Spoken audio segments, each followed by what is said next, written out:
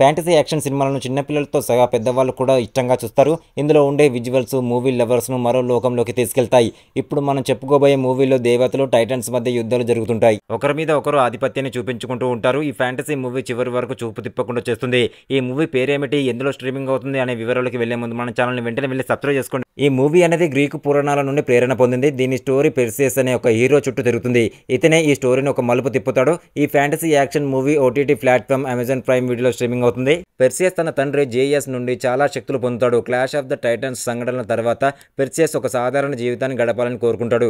అతను మత్స్యకారుడిగా జీవనం సాగిస్తూ తన కొడుకు హిలియాస్తో కలిసి ఒక గ్రామంలో ప్రశాంతమైన జీవితాన్ని గడుపుతుంటాడు. అయితే దేవతలు టైటన్స్ మధ్య యుద్ధం మళ్లీ మొదలవుతుంది. దీనివల్ల పెర్సియస్కు ప్రశాంతమైన జీవితం దూరం అవుతుంది. మరోవైపు ప్రపంచంలో దేవతల శక్తి కూడా క్షీణిస్తూ ఉంటుంది.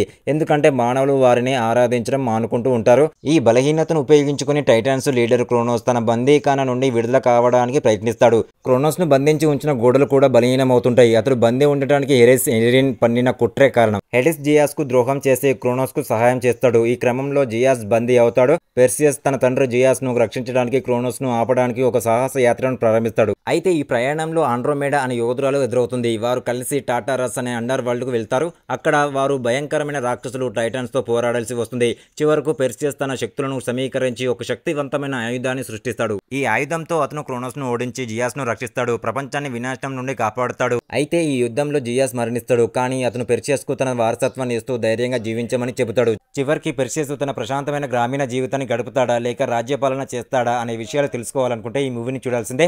ఇలాంటి మంచి మూవీ అప్డేట్స్ మీకు కావాలి అనుకుంటే మన ఛానల్ని వెంటనే వెళ్ళి సబ్స్క్రైబ్ చేసుకోండి. Thank you.